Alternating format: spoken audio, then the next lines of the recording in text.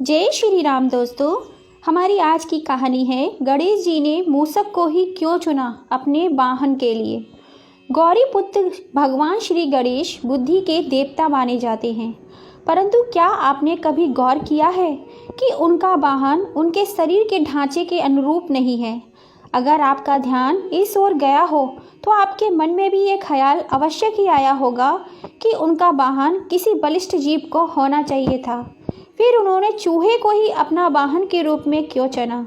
इस बात का तर्क उत्तर तलाशते तो पता चलता है कि चूहे में भी बहुत उतावलापन होता है, जिसकी वजह से वह हर वस्तु को काट छाट कर उसके भीतर क्या है ये जानने की कोशिश करता है। और भगवान गणेश भी उसे ही बुद्धि प्रदान करते हैं जिसमें उत्सुकता कूट कूट कर भरी होती है।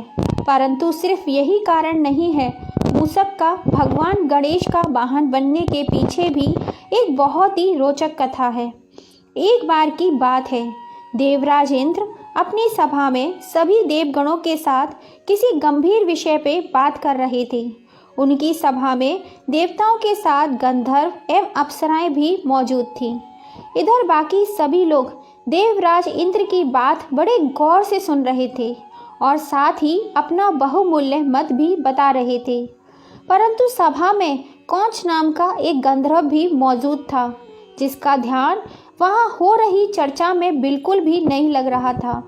उसका ध्यान तो सभा में मौजूद अप्सराओं पर था। साथ ही चंचल स्वभाव के कौच ने उन अप्सराओं के साथ हंसी ठिठोली करना शुरू कर दिया। पहले तो देवराज इंद्र ने उसकी इन हरकतों को नज़रअंदाज किया, परंतु जब उसकी हरकतें हद से ज़्यादा बढ़ गईं तो उन्होंने कौच को इशारों में समझाया। परंतु उस समय कौच उन्माद में डूबा हुआ था। उसने उनकी बात को नज़रअंदाज कर दिया और अपनी हरकतों में लगा रहा। उसकी इस घनिष्ठता से क्रोधित होकर देवराज इंद्र ने उसे मूषक बनने का श्राप दे दिया। श्राप देते ही कौच गंधर्व ने मूषक से तब्दील हो गया तथा मूषक बनते ही इधर उधर भागना और उत्पात मचाना शुरू कर दिया। उसकी इन हरकतों से देवराज इंद्र का क्रोध और बढ़ गया। उन्होंने फौरन से उसे देवलोक से बाहर फेंकने का आदेश दे दिया। उनका आदेश पाते ही द्वारपालों ने मूषक को स्वर्गलोक के द्वार से बाहर फेंक दिया।